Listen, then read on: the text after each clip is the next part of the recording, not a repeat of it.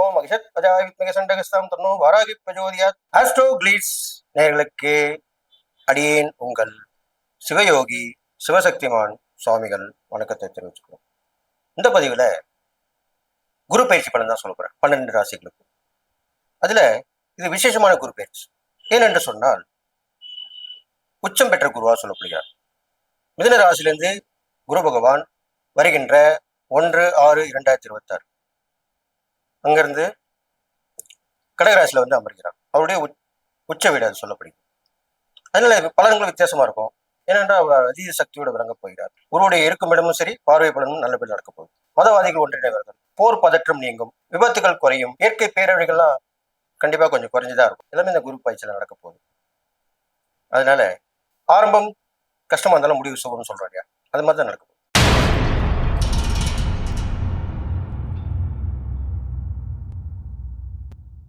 மிதுன ராசி நேர்களை என்ன சொல்ல போறேன், உங்க ராசிக்கு இவ்வளவு நாளா இருந்த ஒரு ராசிலேயே இருந்த குரு இப்ப 2ஆம் இடத்துக்கு வந்துட்டாரு. 2ஆம் இடத்துக்கு வந்தவர் அவருடைய பார்வை பலனும் பார்க்கிறாரு. எல்லாமே நல்லதா இருக்க போகுது. அதுக்குள்ளான விஷயம் தான் இப்ப சொல்ல போறேன். இதெல்லாம் வரைக்கும் வருமானம் வராத இருந்தவங்க, கொடுக்கல் வாங்கல பிரச்சனையா இருந்தவங்க எல்லாருக்குமே இப்ப நல்ல நேரம் வந்துச்சு. உங்களுக்கு பிரச்சனை எல்லாம் தீரும், கடன் பிரச்சனை தீரும், கொடுக்கல் வாங்கல் தீரும். நீங்க கொடுப்பீங்க, உங்களுக்கு கொடுக்க வேண்டியதும் நீங்க கொடுத்துருவீங்க, அவங்களுக்கு இருந்து வர வேண்டியதும் உங்களுக்கு வந்துடும். இது கண்டிப்பா நடக்கும். குடும்பத்துல அமைதி இருக்கும். சில பேருக்கு கல்வியில முன்னேற்றம் இருக்கும். அது மூலியமா வருமானமும் கூடும், தேவையான உதவிகளும் கிடைக்கும். சில பேருக்கு கல்வியில உதவி கேட்படுவாங்க இல்லையா, கல்விக்கு லோன் கிடைப்பாங்க, எஜுகேஷனல் லோன்லாம் சொல்றோம் இல்லையா, அது எல்லாமே உங்களுக்கு இப்போ கிடைக்கும். இதுவரைக்கும் கிடைக்காம இருந்திருக்கும், இப்போ கிடைக்கும். அது மாதிரி தான் நடக்க போகுது. அடுத்ததாக மிதன ராசிக்காரங்க இன்னொன்று சொல்லுவோம். என்ன நடக்கும்னு கேட்டிங்கன்னா, அழியா விருந்தாலே வருவாங்க, உங்களுக்கு பிரச்சனை பண்ணிட்டு போவாங்க. அப்போ என்ன பண்ணணும், கவனிப்பாக இருக்கணும். யார் வரா யார் போறான்னு கவனிப்பாக இருக்கணும். இவங்க நல்லவங்க யார், கெட்டவங்க யார், நண்பர்களை உறவினர்களை கவனித்து நம்ம வீட்டில் சேர்க்கணும். இல்லைன்னா வழிகள் நிறைய இருக்குது, நம்ம பேச்சிலே அவங்க புரிஞ்சுப்பாங்க, அவங்க விலைக்கு போயிடுவாங்க. எச்சரிக்கையாக இருக்கணுன்றதுக்காக தான் இப்படி சொல்லியிருக்கேன். இதை நீங்கள் பார்த்துக்குங்க. யாருக்குமே ஜாமீன் கொடுக்காதீர்கள், கையெழுத்து போடாதீங்க. இதை நீங்கள் கடைபிடிச்சு வரணும். இது மட்டும் இல்லை, உங்களுக்கு கேட்டதில் கடன் கண்டிப்பாக கிடைச்சிடும். உடலில் ஏற்பட்டிருக்கிற நோய் நொடி தான் கொஞ்சம் கொஞ்சமாக விலகி வந்துடும். சுத்தமாக போகாது, கொஞ்சம் கொஞ்சமாக விலகி அப்புறம் போயிடும். அதுவும் சரியாயிடும். அதில் எந்த பயமும் வேண்டாம். அதுக்கப்புறம் பார்த்தீங்கன்னாக்கா, எதிரிகள் தொல்லை, மறைமுக எதிர்ப்புகள்லாம் இருக்கும் இல்லையா, எல்லாருக்குமே தான் இருக்கும். நம்ம நல்லா வரக்கூடாது, ஓகோன்னு இருக்கக்கூடாது, ஐயோ அவன் அதை வாங்கிட்டான், அவன் வீடு கட்டிட்டான், அவன் வண்டி வாங்கிட்டான், அவன் நல்லா இருக்கான், அவன் நல்லா சம்பாதிக்கிறான், இப்படிதான் சொல்லுவாங்க. அந்த கண் திருஷ்டி உங்களுக்கு நிறையவே இருக்கு. அதை நீங்கள் கவனத்தில் இருக்கணும். முன்னாடியே சொல்லியிருக்கீங்களா யார் நல்லவங்க யார், அதை பார்த்துக்கினா போதும். அதுலேருந்து நீங்கள் உஷாராயிடலாம். அதுக்கேற்ற மாதிரி நீங்கள் பிளான் பண்ணி சரி பண்ணிக்கலாம். அது உங்களுக்கு கை வந்த கலை, அதில் நீங்கள் சரி பண்ணிக்கலாம். அது மட்டும் இல்லை, இப்போ சொல்ல போகிறது முக்கியமாக நீங்கள் கவனிக்கணும். இந்த மிதனராசிக்காரங்களுக்கு கணவன் அந்த மனைவி வழி வரையிலும், மனைவி அந்த கணவன் வழி வரையிலும் சில பிரச்சனைகள் வந்து போகும். அது கொடுக்கல் வாங்கல் பிரச்சனையா இருக்கலாம், பண உதவி பொருள் உதவியா இருக்கலாம், சரீர உதவியா கூட இருக்கலாம். அது கூட செய்யறன்னு வாங்க செய்ய மாட்டாங்க. அப்போ அந்த நேரத்துல கொஞ்சம் கவனமா இருக்கணும், விட்டு கொடுத்து போகணும், ஒதுங்கி போகணும். சரி பரவாயில்ல, அப்புறம் அடுத்த தடவை சரியாயிடணும் அப்படின்னு நினைச்சுன்ற மனப்போக்கோட இருக்கணும். இது மாதிரிலாம் பண்ணீங்கனாலே இந்த குரு பயிற்சியில் உங்களுக்கு எல்லாமே சாதகமாக அமைஞ்சிடும். அதுக்கு தான் அப்படி சொல்லியிருக்கேன். அது மட்டும் இல்லை, இந்த மிதன ராசிக்காரங்களுக்கு இந்த குரு பயிற்சிக்கு அப்புறம் சொத்து சேர்க்க வரும். அது இடமா வந்து சேரலாம், பணமாக வந்து பேங்க்ல உங்க அக்கௌண்ட்ல இருக்கலாம், பொருளா வந்து வீட்டில் நிறைஞ்சிருக்கலாம். இந்த மாதிரிலாம் நடக்கும்.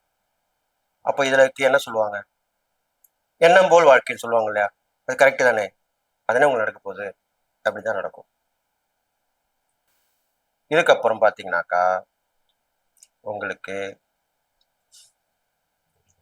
முக்கியமான ஒரு நபர் வந்து சேருவார் உங்க வாழ்க்கையில. அதுதான் டேர்னிங் பாயிண்ட் சொல்லுவாங்க இல்லையா? இவரை நான் பார்த்தேன். அதுலேருந்து எனக்கு டேர்னிங் பாயிண்ட் ஆச்சு. திருப்பு முனை ஆச்சுன்னு சொல்றோம் இல்லையா? அந்த மாரி ஒரு நபர் வருவார். இது நல்லா கேட்டுக்கணும். ஆணா இருந்தா பெண் நபர் வருவார். பெண்ணா இருந்தா ஆண் நபர் வருவார். அப்போசிஷனா தான் இருப்பாங்க. அப்படிதான் வருவாங்க. அவர்களால உங்க முன்னேற்றம் தொடரும். பாதிக்கும்னு சொல்லல. தொடரும் தான் சொல்றேன். கண்டிப்பா நல்லது நடக்கும்.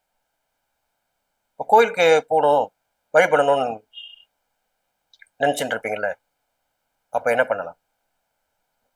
பெருமாள் அம்சம் உள்ள எப்படி சொல்றது? நல்ல ஒரு பராக்கிரமமான பெருமாளா இருக்கும். உதாரணத்துக்கு பார்த்தசாரதி பெருமாள்.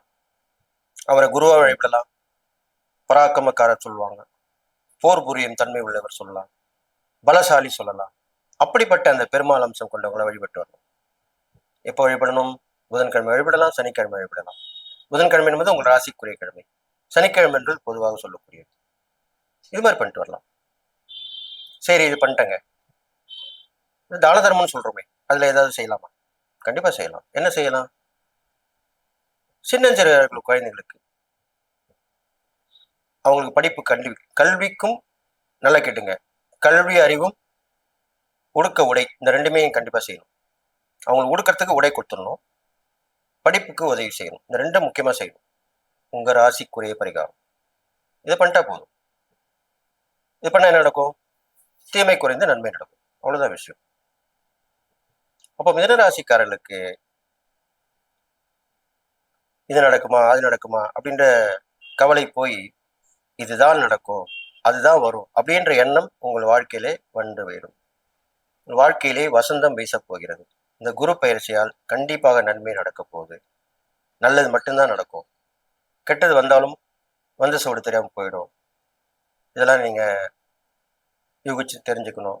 அதுக்கேற்ற மாதிரி நடந்துக்கணும் அப்படின்னு சொல்லி இந்த இறை பரிகாரங்கள், தான தர்மங்கள் இதெல்லாம் பண்ணிட்டு வந்தாலே ஓரளவுக்கு தீய பலன்கள் குறைஞ்சிரும். நல்ல பலன் தான் கிடைக்கும். இல்லை நான் சாமி கும்பிட மாட்டேன், கோயிலுக்கு போக மாட்டேன் அப்படின்றவங்களுக்கு, ஏன்னா உங்க ராசிக்காரங்க அப்படிதான் இருப்பாங்க. பெற்றோர்களே மாதா பிதா முன்னறி தெய்வம் சொல்லியிருக்காங்க இல்லையா? அவங்கள வணங்குங்க. அவங்ககிட்ட ஆசீர்வாதம் வாங்குங்க. அவங்களுக்கு நன்மை செய்யுங்க. அவங்க கஷ்டப்படுறாங்கன்னா உதவி பண்ணுங்க. உடம்பு சிறந்தா அவங்களுக்கு நல்லது செஞ்சு கொடுங்க. கூட வந்து உதவி பண்ணுங்க. பிரச்சனையை தீருங்க. இதுவே ஒரு நல்ல விஷயம் தானே. சரி, தான தர்மங்கள் கூட எனக்கு பண்றதுக்கு நேரம் இல்லை.